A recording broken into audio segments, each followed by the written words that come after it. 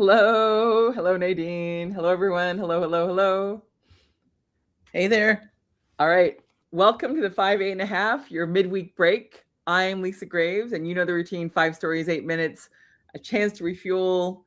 We slow things down to sip, reflect, and remember you are not alone. And boy, do I need some of that right about now. Whew. Yes. Yeah, it definitely this feels like hump day. Yeah. This feels like last time. Well, first of all, we should say this. This is our last show of the year. So we got to leave it all on the field, everybody. We got to leave it all on the field. No holding back. Yes, no holding back.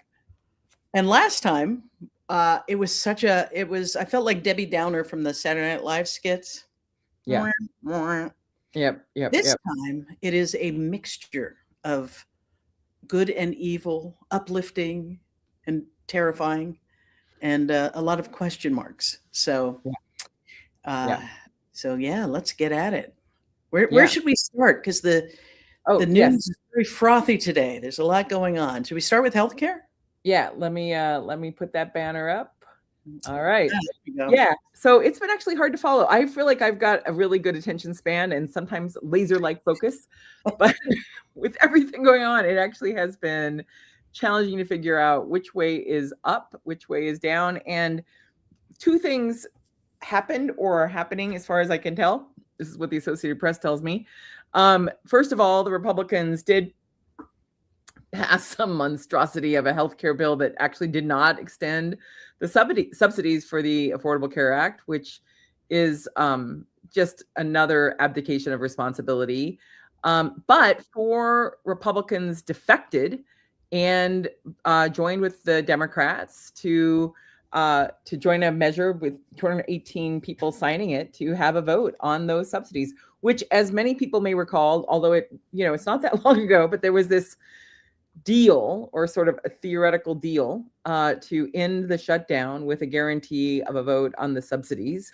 And we also had other shenanigans happening, like Mike Johnson not swearing in Adelita Grijalva for, weeks and weeks. And then as soon as a Republican won a special election, or, one of these late year elections, they was immediately sworn in, no delay. But leaving all that aside, the big issue, as many people know, is that these subsidies are vital for people to be able to afford getting access to healthcare. And the Trumplicans, or whatever the word is, the MAGA guys and women have been had some sort of other ridiculous plan, like, hey, we'll give you $1,000, like one-time deal to sign up, to just agree to just shut up, which was not going to cover basically anyone's increased health insurance premiums in 2026. And so as Americans are really facing a lot of squeeze at the grocery store, in other expenses, housing costs continue to go up.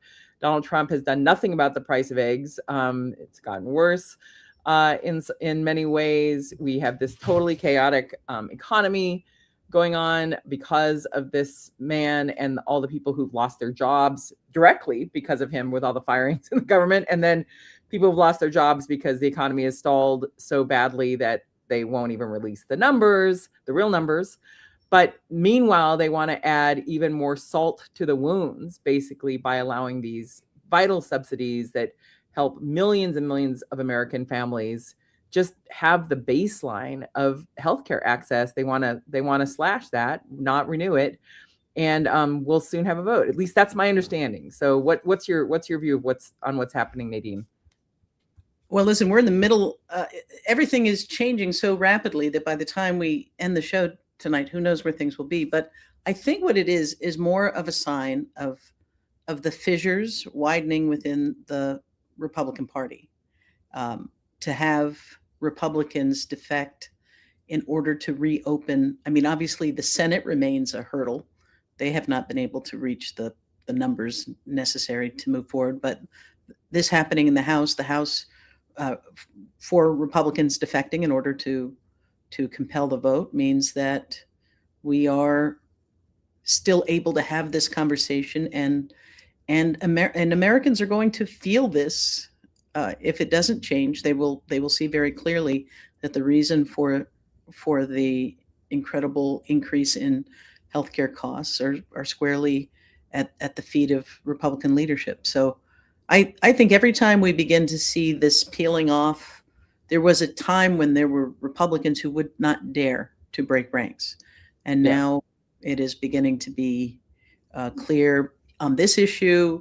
You know, Thomas Massie doesn't make them good on any other issues, but they are definitely beginning to punch back against Trump, which we'll talk about a little bit later. But I think one of the biggest fissures, one of the biggest signs of how much division there is, comes in the strategic leaking of information to a major magazine that is all part of people positioning themselves for the post-Trump era. Yeah. Which could come before the election, by the way, which could come before the election. Yeah, it is. I mean, it is just a wild turn of events today. There's some chat in the comments about, you know, that the vote happened, that it hasn't happened, that there was a vote that happened. The AP report indicates that it's still possible, but I don't know. There was chaos this afternoon. I tuned in for a moment when the Republican leadership was trying to block the vote. You know, I just think this is just another sign of the lack of commitment to govern.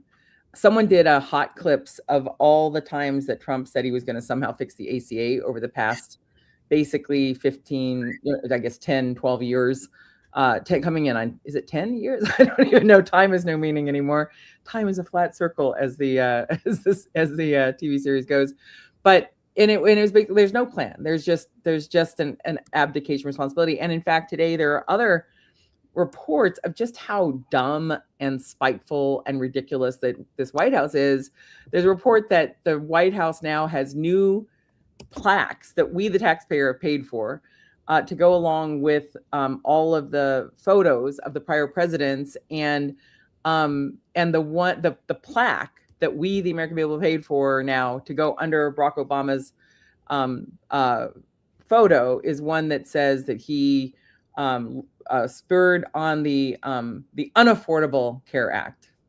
Like, you know, while it's these monsters who are actually trying to cut those subsidies back. And I think monsters might be the theme of the day, but we'll get to that. We'll get to that too in a minute. But, you know, I think that's, this is just yet another reason why the Republicans and Trump are so eager to try to rig the 2026 election, because their policies are so devastating and so disliked.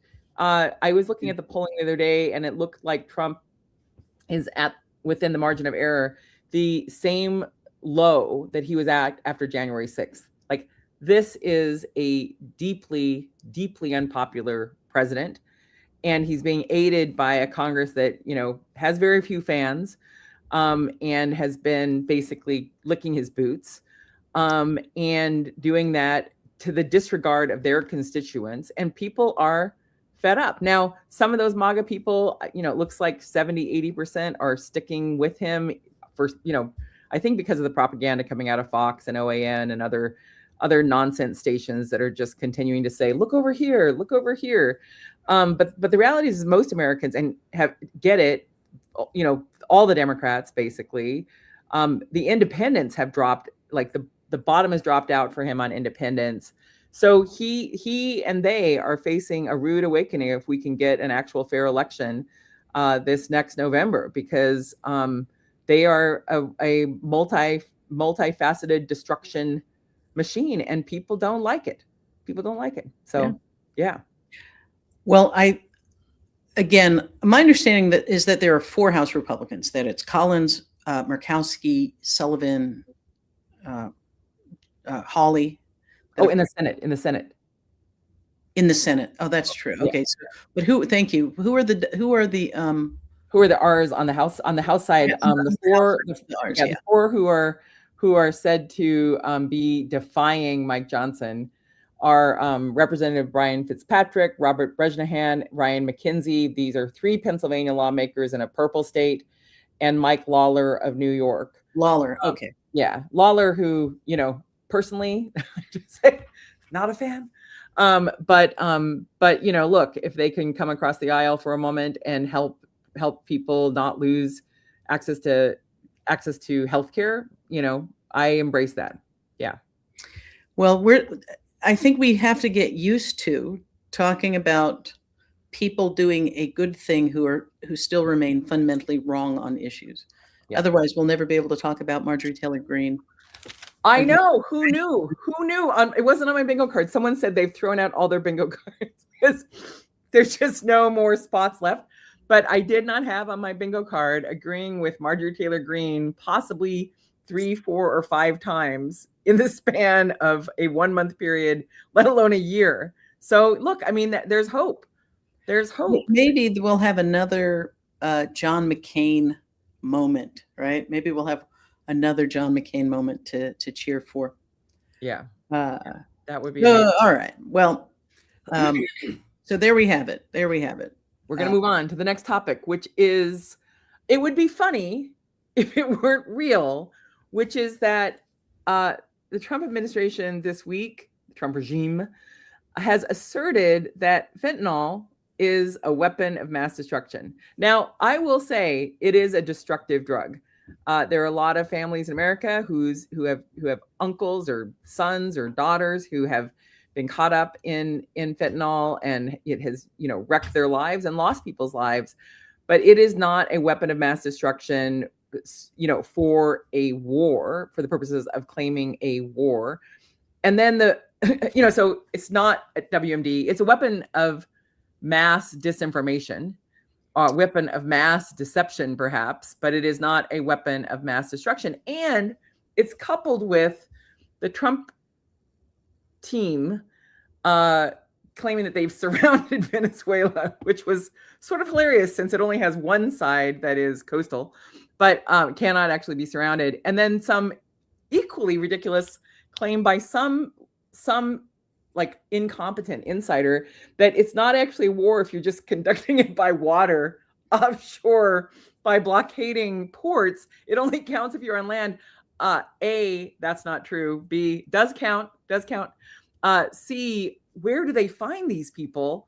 This is ridiculous. And I think that part of this is just concocting some other harebrained, ridiculous notion in order to try to assert that these deliberate murders of people in boats off the coast of Venezuela who do not have nearly enough fuel to get to the United States in any scenario on those boats at the time are somehow soldiers in a war when they're not soldiers. They are not, they don't have uniforms. They're not working on behalf of the government of Venezuela.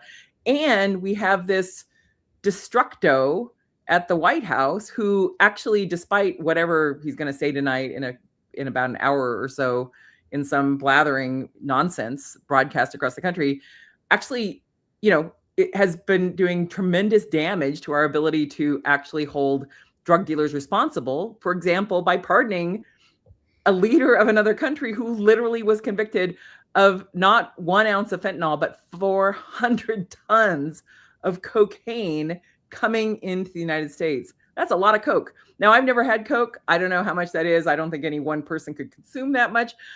And I've known some celebrities who have had big coke problems, but that's the kind of quantity that affects thousands, hundreds of thousands of people, putting that amount of drugs on the street.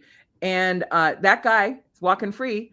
But meanwhile, people are being killed off the coast of Venezuela. And, there have been some stories like, could some of them be involved in trafficking drugs to a nearby island? Possibly. But A, that's not a death penalty offense. And B, certainly not a summary execution offense. And there is no summary execution offense, just for the record. Does such a thing exist? Yeah. I mean, listen, I think we should not even pretend. Like, there's a level at which debunking what he asserts validates it. And we know from the beginning that Venezuela, it is a weapon of mass distraction.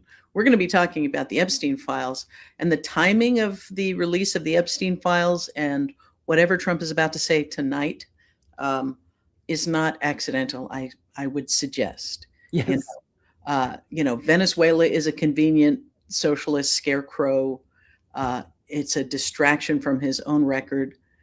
There's this idea that being a war president brings the country, kind of covers a multitude of sins. He wants to erase how U.S. sanctions help deepen, what's happening in Venezuela by framing it as a moral failure of socialism. And it is a dog whistle to in Miami, where they just lost the mayor's race. Republicans lost the mayor's race for the first time in 30 years. I just think that we should look at everything he does through a lens of how does it benefit him? Yep. What is the corruption? What is the grifting that he gains from this? Right now, we're seeing his national numbers plummet on so many things, down in the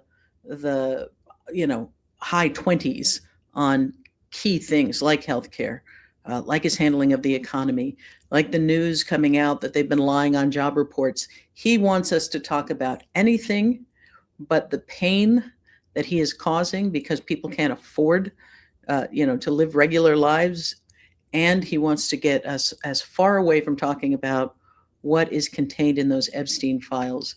And whatever it was, it chased Don Bongino out of the public sector and back to his more lucrative grift, selling conspiracy theories online.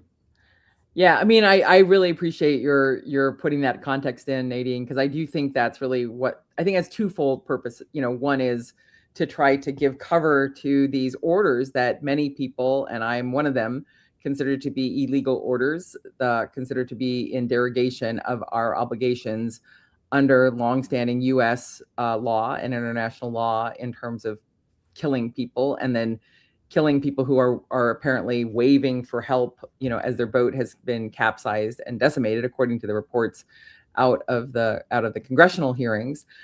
And to try to distract from the Epstein files, and also, I guess the third one is this notion that he just wants to wrap himself in the mantle of being a war president, that just would maximize his power even further.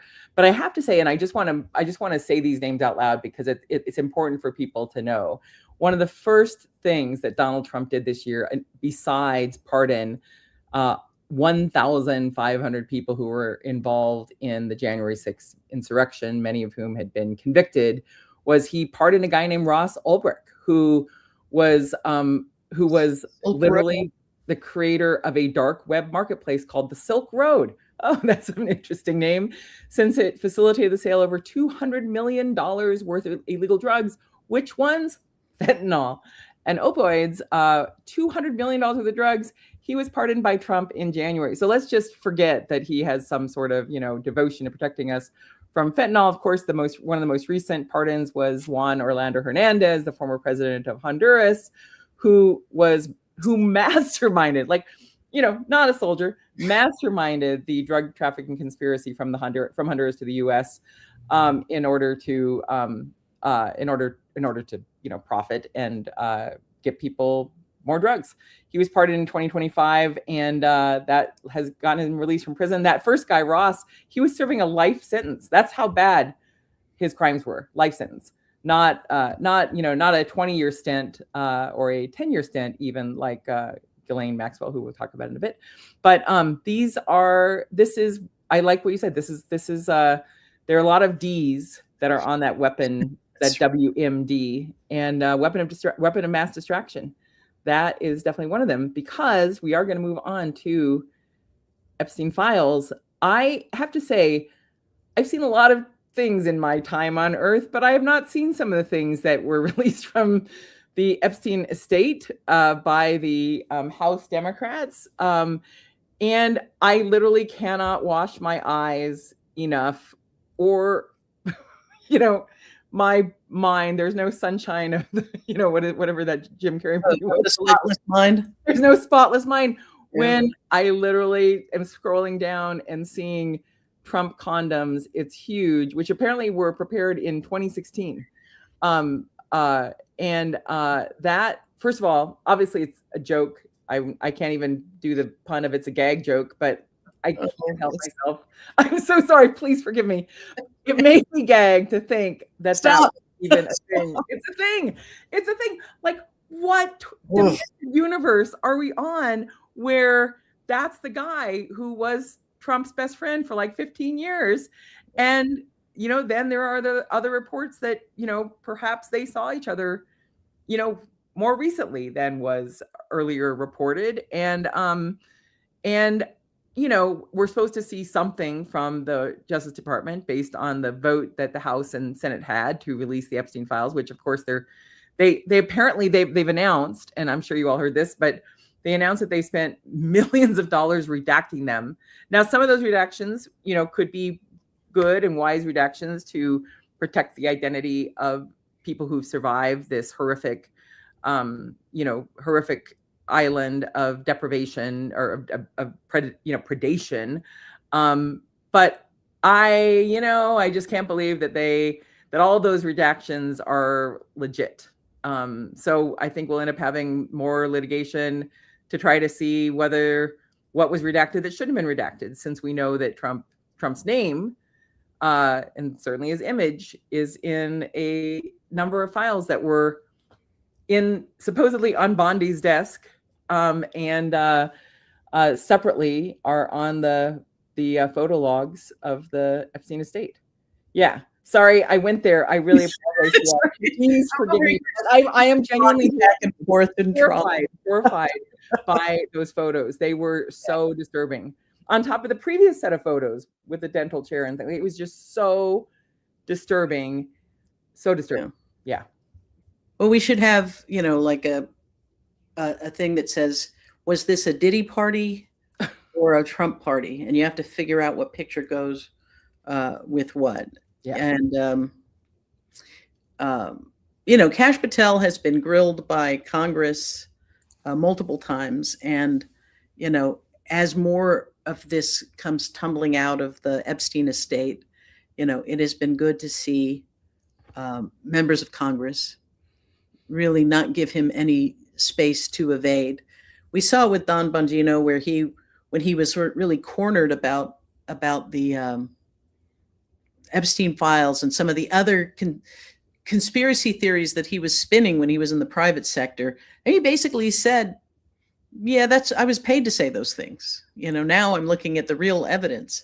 But we had Kash Patel basically saying, I am, having spent years saying the FBI is hiding things, then taking the job and saying, I will be immediately releasing, we've got the keys to the treasure trove. And, even early days in this administration, he was still talking like somebody who was ready to release information. Pam Bondi was the same. She said, the folders are on my desk and I'm ready to release them. And suddenly, there's nothing there. Move along. Yeah. And so it is reasonable to think that they have spent a lot of time trying to figure out how to redact, how to position these, how to do everything that they can not to do the least amount of damage to Trump. And so, yeah, I get it. I get why people are viewing these redactions with suspicion, because that suspicion has been earned. Yeah, the Bongino departure from FBI, it was like, I was sort of wondering, how much could he possibly have moved into his office? Like that he's preparing to move out. I was a little surprised. But these right wingers are very there's a trend of having these challenge coins where they're basically, again, using our tax dollars to create these little mementos to give to their buddies and think that they're big men. So who knows if it was like a bucket of challenge coins? I don't know. But I will say, in one of my sets of research work over these past several years, I had been looking into, who has been part of Jenny Thomas's longstanding activities. And, one of the people who was in a group that was called the Groundswell Group, which was a bunch of right-wing operatives that described how they were, basically a 30-front war trying to transform the nation And it included Dan Bongino before he was more famous. It included other people like Barbara Ladine, who's, the spouse of Michael Ladine, and who you may have seen on some of these right-wing stations. Frank Gaffney was there. Steve Bannon was sometimes there. The former general who was advocating for martial law was part of that group. Mike Flynn, who we talking about? Yeah. If you get a chance to Google that groundswell thing, you'll see a big, I think Mother Jones report about it. But some of these bad pennies basically were circulating back then with their conspiracy theories, building up their reputations as radio dudes or what have you, and then managed to roll themselves into the first Trump administration, and in the case of Dan Bongino, into the second Trump administration. So I will shed no tears for his departure from the FBI. But I also will note there was news today, among the other just outlandish, absurd things that have been happening between the FBI and DOJ, is that apparently there was a request from someone in the Trump administration to someone who was convicted, a radio guy who'd been convicted for his crimes, around January 6th, to supposedly write up an indictment of 26 judges, to indict judges for daring to preside over cases involving January 6th. So, when I hear stuff like that, I think, well, I guess the good news is that some of the people who are doing this aren't that smart, because that is a ridiculous idea. And yet there don't appear to be many adults in the building who have the power to say that's a ridiculous idea. These judges were presiding over trials of people who grand juries indicted for actual crimes based on actual evidence. And you can't actually use the law to try to prosecute the judges or impeach the judges who were just actually following the real law. But truth and law and common sense are sort of no impediment. And that's why this idea that the FBI has spent millions of dollars on this redaction process, there are a lot of people who I know, by reputation and by friends and others, who are good FBI agents. There are some bad apples. There have been some bad apples. There have been whistleblowers who've talked about retaliation within the Bureau. There have been whistleblowers who've talked about, Rudy Giuliani's reach into the FBI and some of the people who were close to him and part of his scheme. So it's not as though, I'm not trying to say, no, that everyone there is perfect, but I believe, certainly the people who were investigating those January 6th crimes, those were FBI agents who were doing their job to try to keep us safe from a violent insurrection and hold people accountable.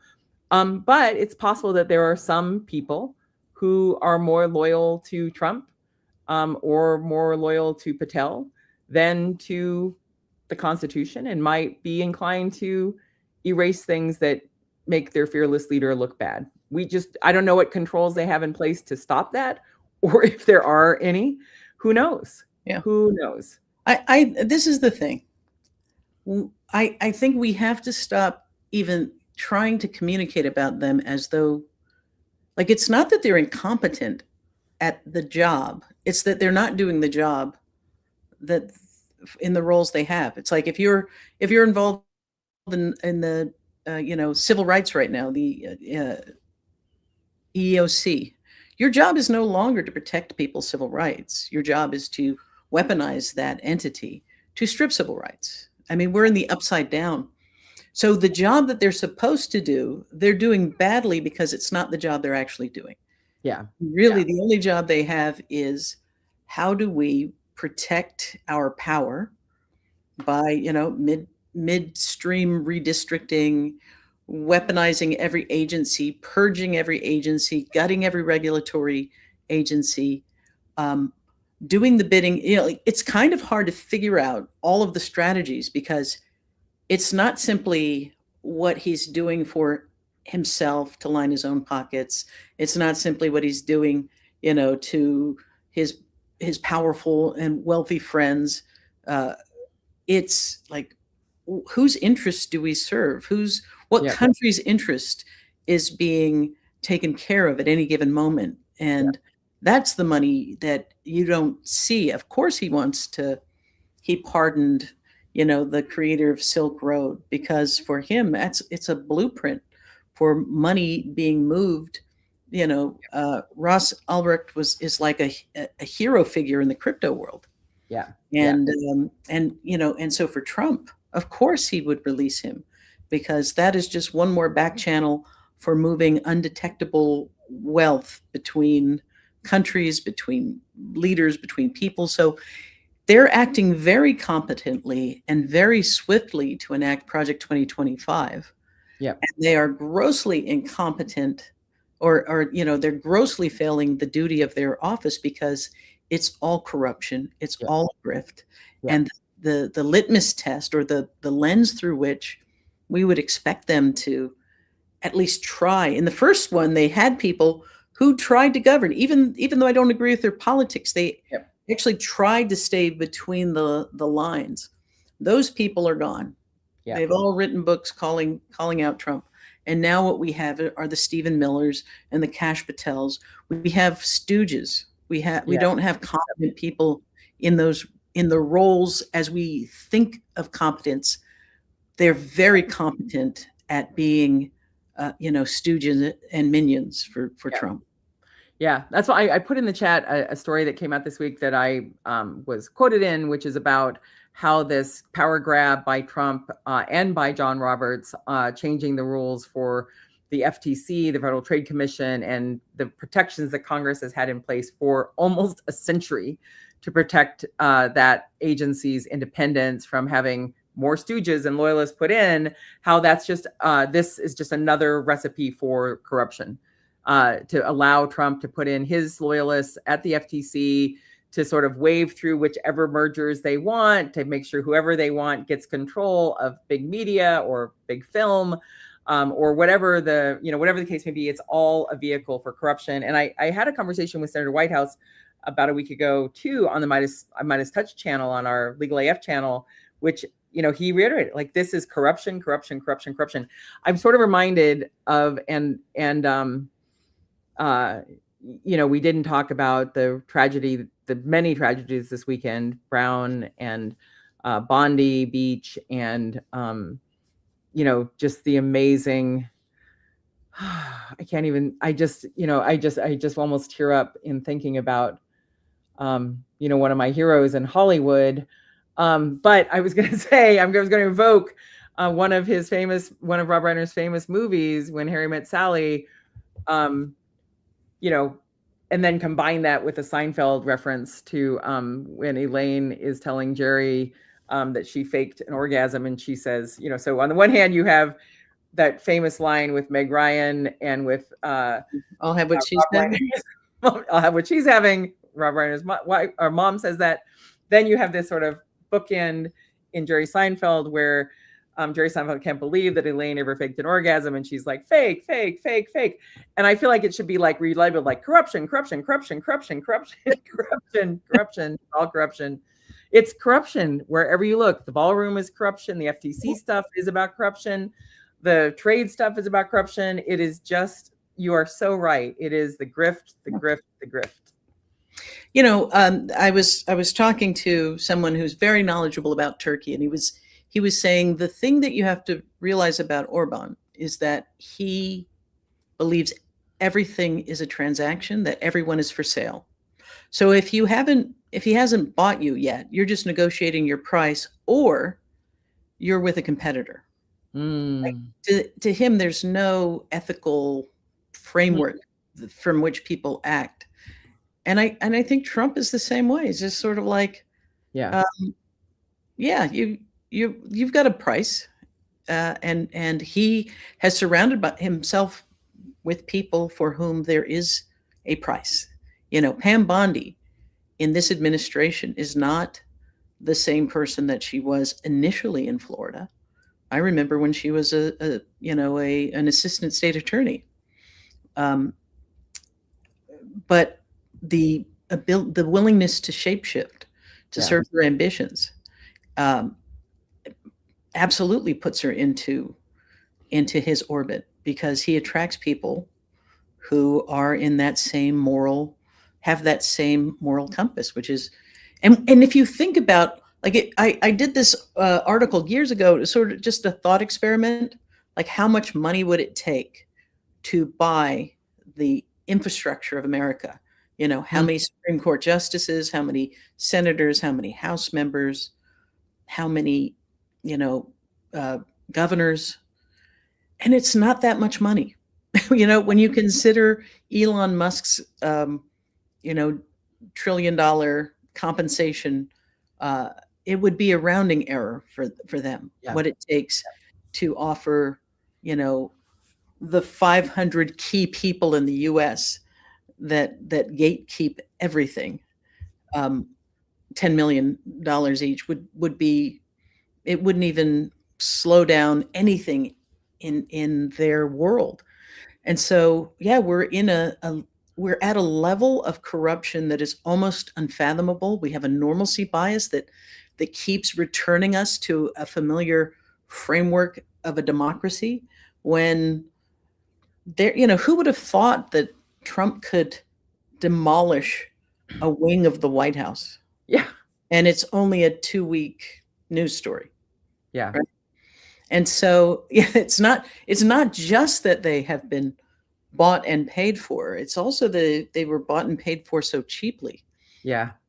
Yeah. I mean, you know, I used to get this question when I launched the ALEC Exposed project back in 2011, which is, why do these legislators, you know, go to these meetings and hang out with these corporations and let them vote on bills behind closed doors before they're introduced in the State House? And some of these lobbyists, you know, are maxing out for those state legislators for their state races, like 20 grand. It is like pennies on the dollar on their return on investment. I was like, they were like, how come it's not, some of these reporters will say, there was a tally at one point that one of our allied groups was doing, and they tallied the amount of money that went into these state legislators. And it was not a lot of money. And this reporter said to me, well, that doesn't seem like how is that realistic? And I was like, they're so cheap. Like, it's so sadly so cheap to buy influence. Yeah. One of those ALEC legislators, I'll just say, I had to follow her on a public television show. Her name is Debbie Lesko. She actually moved from the state legislature into Congress, and then I think she's out now.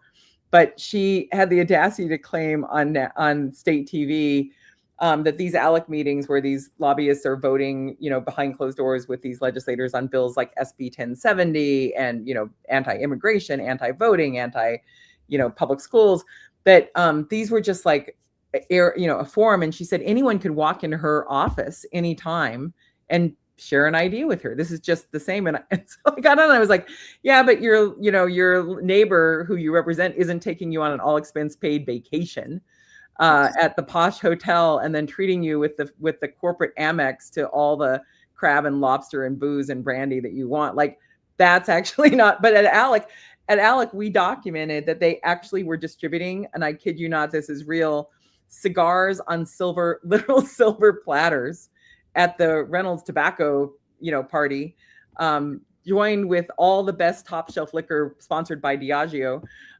You know, like, they were being wined and dined and schmoozed and booze. And actually, for the corporations, it wasn't that much money to get that kind of influence, to have these state legislators think that they deserve to be treated like kings and be treated that way. But I do want to go back to first of all, Greg and someone else put in the chat a fair point, which is they're not loyal to Kash Patel.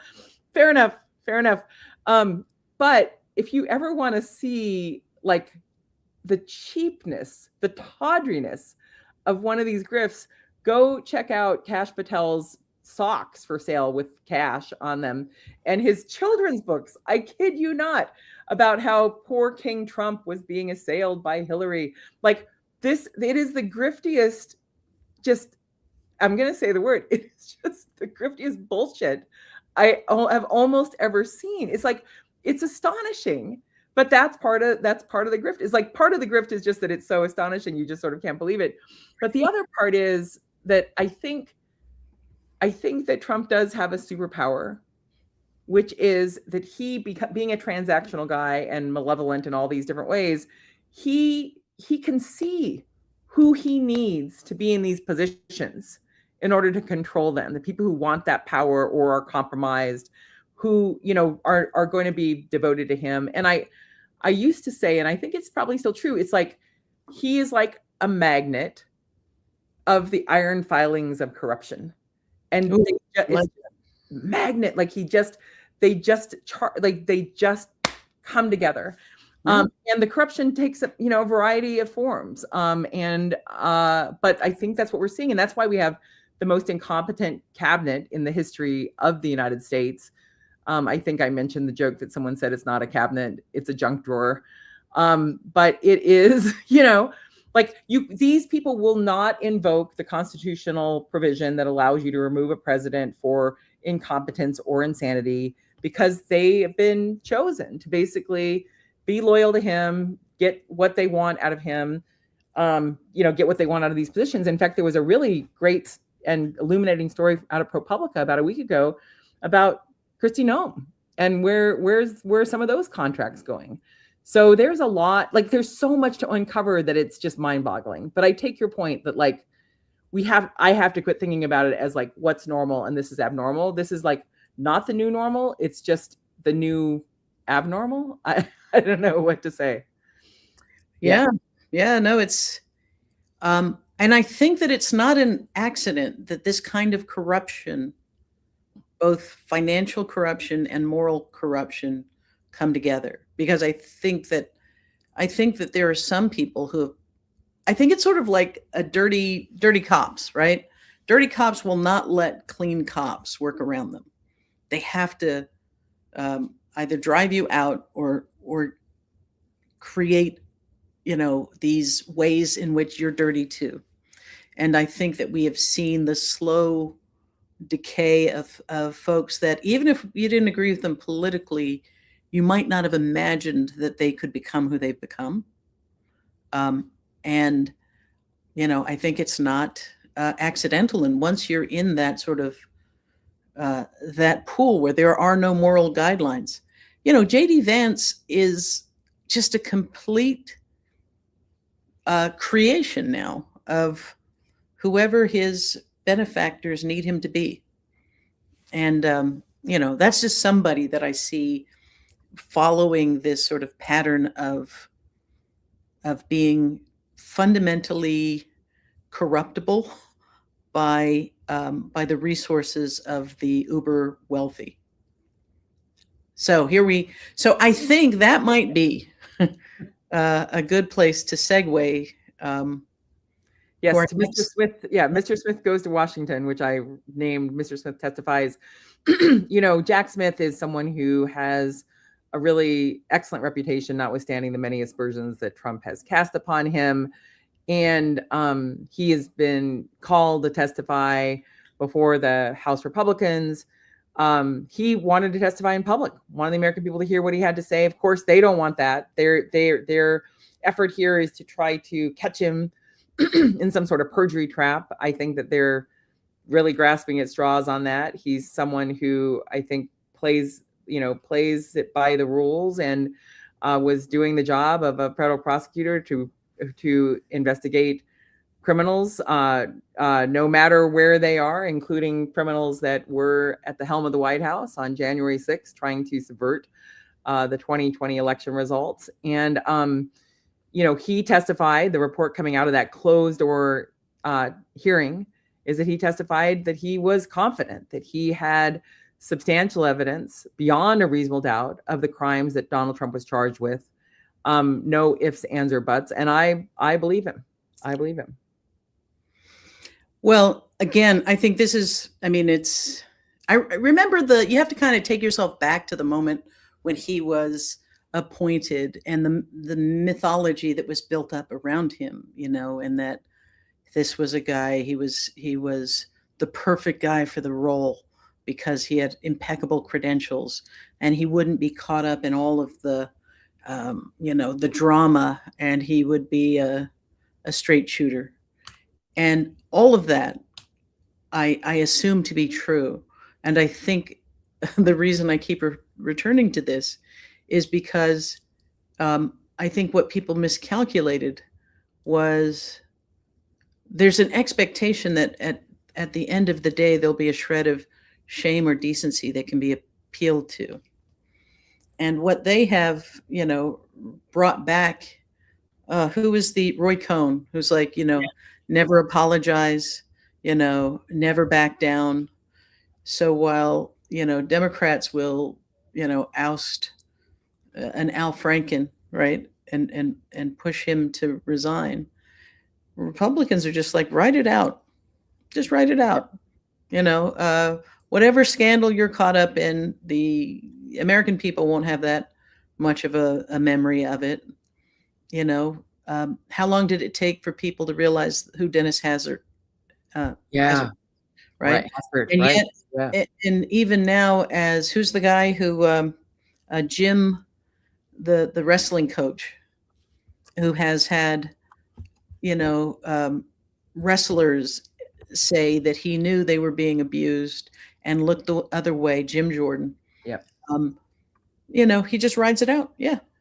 Matt Gaetz is sitting who came this close to being in Pam Bondi's seat, has been found to have paid a minor who wanted to raise money, for braces? Yes. Sex. And yet, not only is he not under a jail at this moment, he is sitting in the press room. Yeah. As a reporter in the White House. And the Defense Department in particular. Yeah. Yeah. And so you go, for them, they're like, there's nothing that if you don't wait long enough, if you wait long enough on anything, it's going to go away. That is their mindset. And so, Roy Cohn is part of the psychological makeup of how Donald Trump has always operated.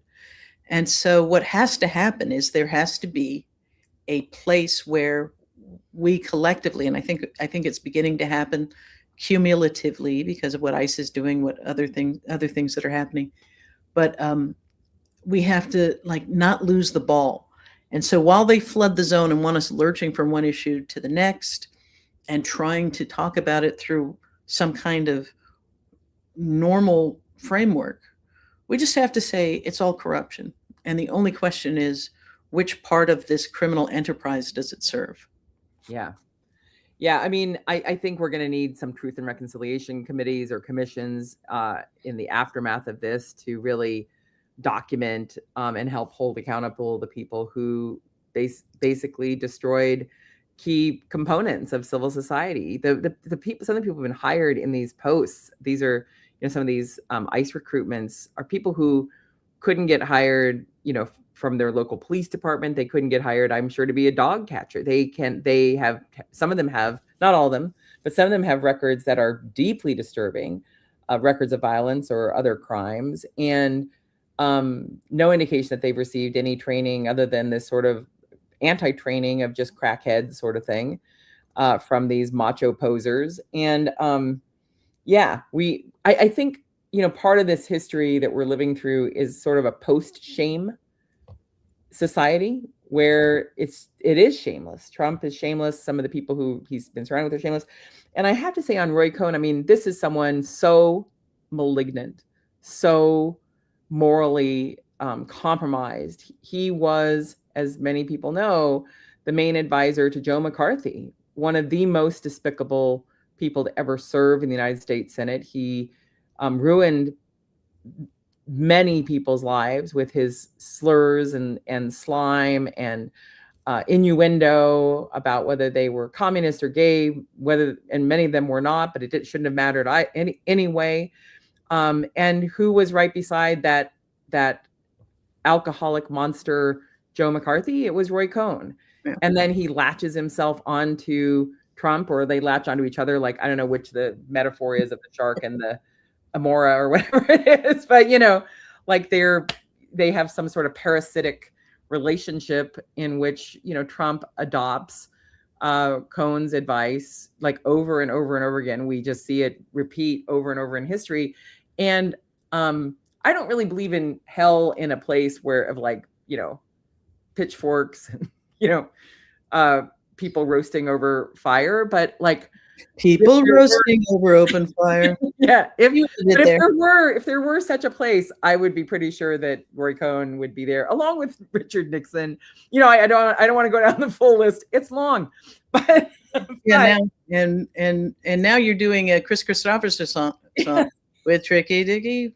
Anyway, yes. Now listen. This is the question it raises for me: is how many psychopaths can work together, and for how long? Because what we may be discovering right now is the limits to how long psychopaths can be in alignment with one another before they begin to turn on each other, which I will use as our segue to the Susie Wiles Vanity Fair profile. Yes. So let me just say, I do think, on the one hand, I have not lost my ability to be shocked. I was in Washington for a long time. I never became a cynic. I remain an optimist. I remain hopeful. But there are things, in the words of Lyle Lovett's famous song, there are things you say and do you can never take back. And some of the stuff we've seen, I mean, certainly T. Rump's just despicable black hole of a soul comments on Rob Reiner are just, right there. Of course, he, asserts Trump derangement syndrome when just a month ago, Fox was actually broadcasting nationally some right-wing psychologist claiming that it's really a thing when your family member doesn't like you because you believe this psychopath and you follow him, so there's a bunch of things happening simultaneously. But I do want to get to Susie Wiles.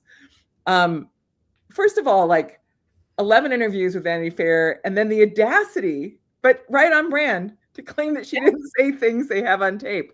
So on brand. So I have this. Here's my conspiracy theory that I don't think is a conspiracy theory. Because Susie Wiles, I've known her since Jacksonville Politics, and behind the scenes, there were things that she did that were sort of supportive of more diversity, and I think that people who knew her over time have been, a bit shocked at just how dark she is. Now, she's always been an operator, but it feels like there was a glimmering moment when you knew that there were some limits to her actions. But yes, not only 11 interviews, but also 11 interviews recorded. So, it is interesting that as the White House attacks her on this Vanity Fair, the Vanity Fair article, they don't attack her. And as she tries to distance herself from all of this, they're not challenging the quotes. They're not challenging what she said. In fact, they're saying things that make it clear. I think Trump has affirmed, I've got an alcoholic's personality.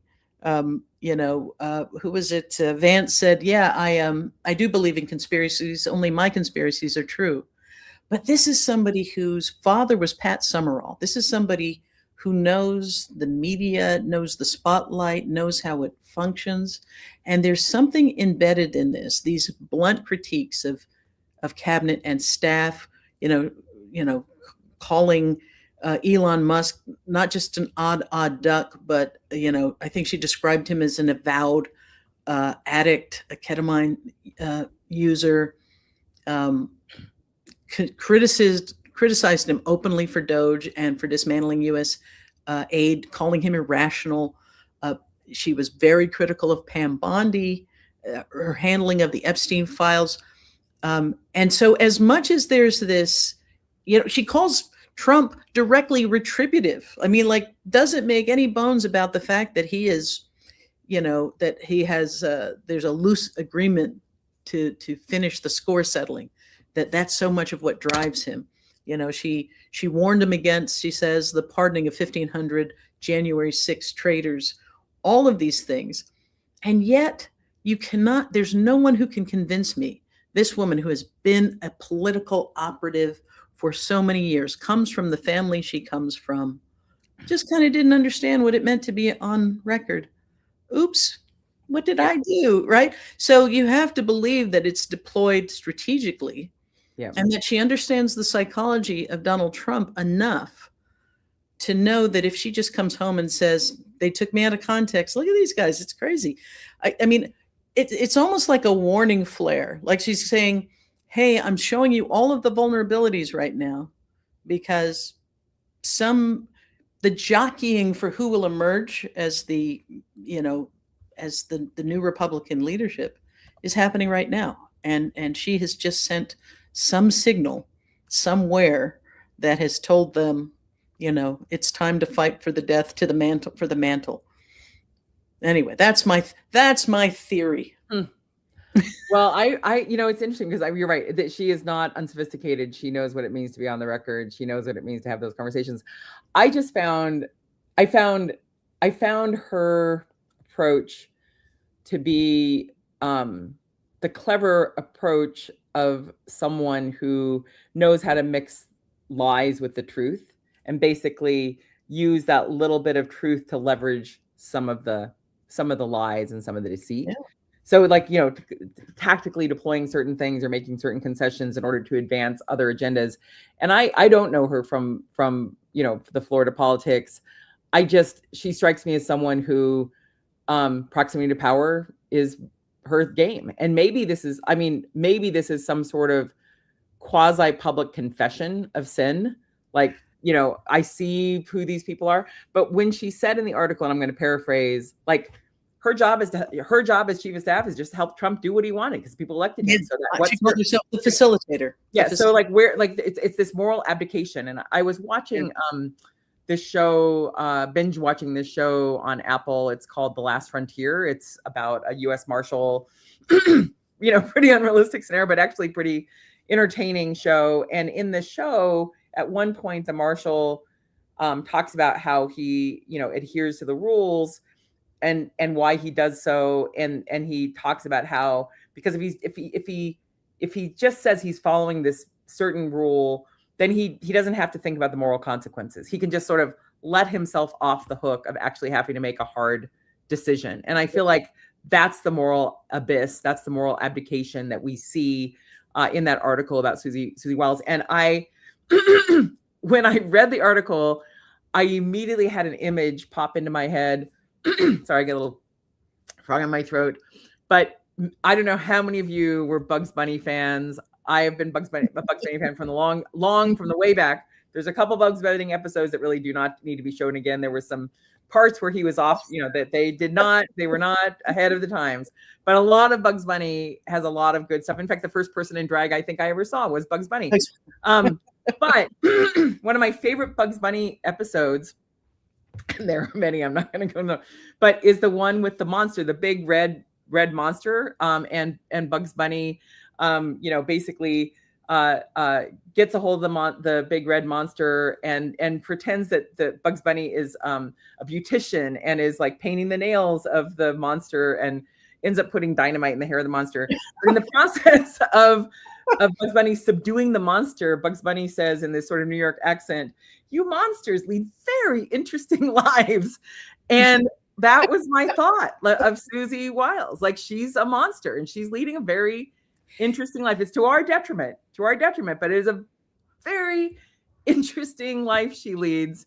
And I, like Bugs Bunny, I'm sitting there going, let us get the heck out of this situation before the monsters and the monsters get us. Yeah, she's doing the same thing Marjorie Taylor Greene is doing. She's trying to put distance, and she's trying to do it in a way that said, hey, listen, that's not what I'm just the facilitator. I'm just following orders. These are not my thoughts. These are not my, and so I just think that she is trying to put some distance. She's trying to shift the narrative enough that allows her to later say that she was gently trying to nudge them away from these bad ideas. And so there we have it. Well, it is 9:00. Yes. And I want to make sure that we do two things really quickly. I know that it is the murder of Rob Reiner and his wife has weighs heavy for a lot of people.